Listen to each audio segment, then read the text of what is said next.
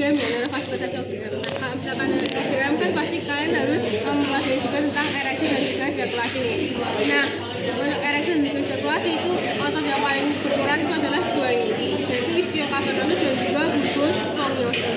Kalau misalkan ischiocavernosus dia itu letaknya di crus penis, sehingga dia itu fungsinya untuk ereksi. Tapi kalau misalkan bulbus spongiosum dia letaknya di bulbus penisnya, sehingga dia akan membantu dalam proses ejakulasi. Ini kita bahas.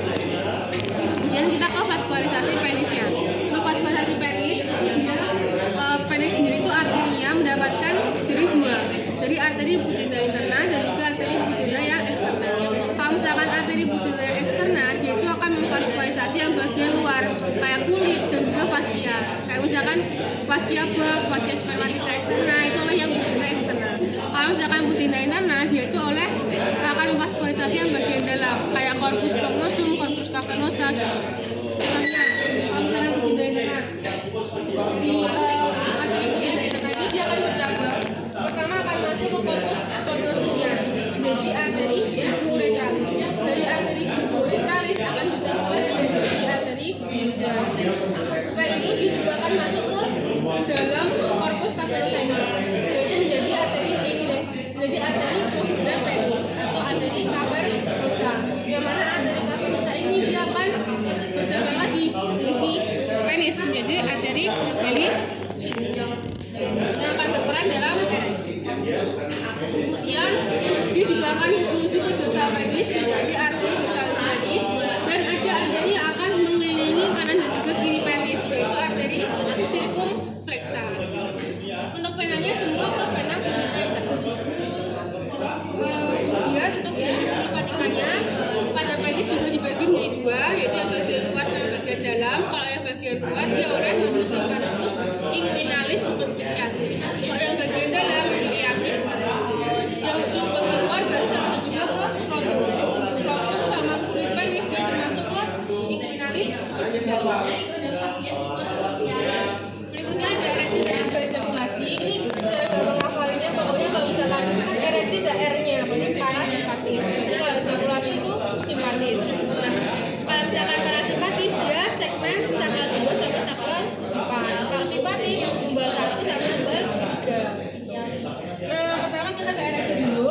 Jadi setelah mendapatkan rangsangan seksual baik itu dari pendengaran, penglihatan, penciuman ataupun dari rangsangan fisik, itu akan diteruskan oleh saraf sensori atau saraf aferen, yaitu nervus dorsalis penis. Dari nervus dorsalis penis ini akan dibawa ke medulla spinalis sakral 2 sampai sakral 4, kemudian akan diproses di situ lalu dikeluarkan ke serabut eferennya, yaitu erigentas. Nah, nerve erigentas ini akan memicu proses ereksi. Apa aja? Pertama, dia akan memicu agar otot polos di sekitar korpusnya ini mengalami relaksasi. Kemudian akan memicu si arteri helsinenya ini mengalami vasodilatasi, sehingga darah yang masuk ke korpus cavernosa itu semakin banyak. Dia mengisi dari caverna yang kosong ini. Nah, karena darah yang mengisi semakin banyak, korpusnya itu kan dia akan menggembung gini kan. Nah, itu dia tuh akan menjepit si vena di atasnya. Ketika dia menjepit vena di atasnya, berarti kan darah yang ada di dalam penis ini, darah yang ada di dalam penis ini nggak bisa dikeluarkan ke venanya dong. Berarti penisnya itu bakal stay tegang dan terjadi ereksi. Nah, apa sih perannya si ischiocavernosus ini? Perannya si ischiocavernosus ini dia adalah mengkompresi dari crus penis. Jadi dia itu ditekan supaya tetap tegang. Kemudian setelah ereksi dia akan lanjut ke ejakulasi. Dan kalau ejakulasi sendiri dia ada dua proses, yaitu emisi dan juga ejakulasi. Kalau emisi itu adalah ketika sekret-sekret dari kelenjar aksoria dikirimkan ke uretra. Kalau misalkan ejakulasi, sekret yang sudah di uretra itu dikeluarkan ke luar. Nah, prosesnya pertama, kalau misalkan ejakulasi itu serabut aferennya dibawa oleh nervus pudendus. Jadi beda sama yang tadi. Kalau misalkan tadi kan dorsalis penis, ini nervus pudendus akan dibawa ke medulla spinalis juga, tapi yang nomor 1 sampai nomor 3 diproses di situ, kemudian dikeluarkan. Dan bedanya kalau misalkan ejakulasi ini dia tidak hanya mempengaruhi penisnya doang, dia juga akan mempengaruhi organ-organ lain. Salah satunya yang pertama adalah dari kelenjar-kelenjar aksesoria tadi. Jadi dia itu akan memicu kontraksi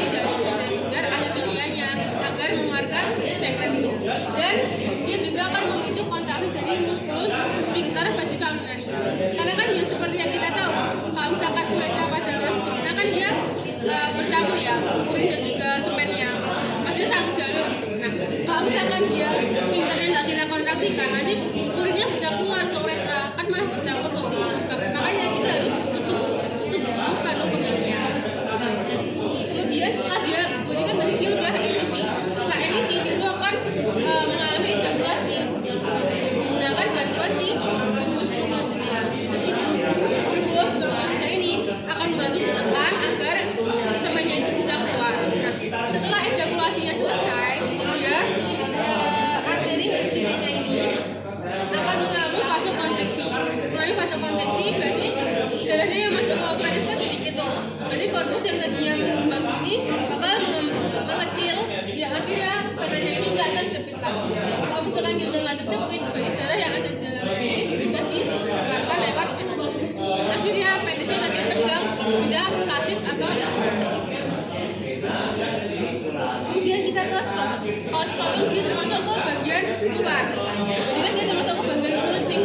Jadi dia limfatikanya ke nodus limfaticus finalis superficial.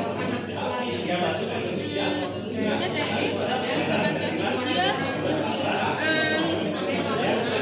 arterinya itu oleh arteri-arteri yang ada di dalam funiculus spermaticus. Kalau venanya itu oleh plexus venosus campaniformis yang sebenarnya merupakan anyaman vena yang dibentuk oleh vena testicularis. Tapi untuk pengeluarannya yang dextra dan juga yang sinistra itu berbeda. Kalau yang sinistra dia dari plexusnya langsung ke vena testicularis dextra lalu ke vena cava inferior. Tapi kalau misalkan yang sinistra dia dari plexusnya dia akan ke vena testicularis dextra kemudian dia ke vena renalis dextra dulu baru ke vena cava inferior. Makanya dia ini juga lebih sering terjadi kondisi klinis di yang sinistra karena dia jalurnya lebih panjang. Dan biasanya kondisi klinis di ginjal itu di ginjal kiri bisa mempengaruhi kondisi dari testis kiri. Contohnya, misalkan jadi karsinoma ginjal kiri atau kanker ginjal kiri. Berarti kan ini venanya di ginjal kiri akan nggak mampet atau tertahan dong. Berarti kan vena yang dari testis kiri dia tuh nggak bisa terdrainase ke atas. Akhirnya dia ngumpul di sini terjadi varikokel testis kiri. Nah, untuk kondisi varikusnya dia beda. Walaupun testis itu termasuk ke organ yang ada di dalam walaupun testis itu termasuk ke organ profunda, tapi testis itu kan dia pada awalnya kan berada di kaki abdomen. Jadi dia turun tuh ke pelvis kan. Makanya dia untuk kondisi varikusnya pastinya pada aorta atau varikus.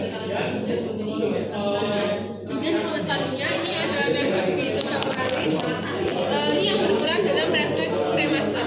Nanti jadi campuran premaster. Kemudian seperti jenis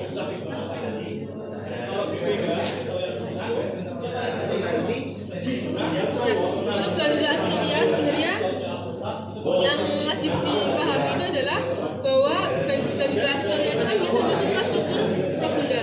Jadi dia untuk drainase limfatikanya masuknya ke nodus limfatikus yang iliaki integris. Kalau misalkan vaskulasasinya sebenarnya vaskulas inferior, rektalis medial,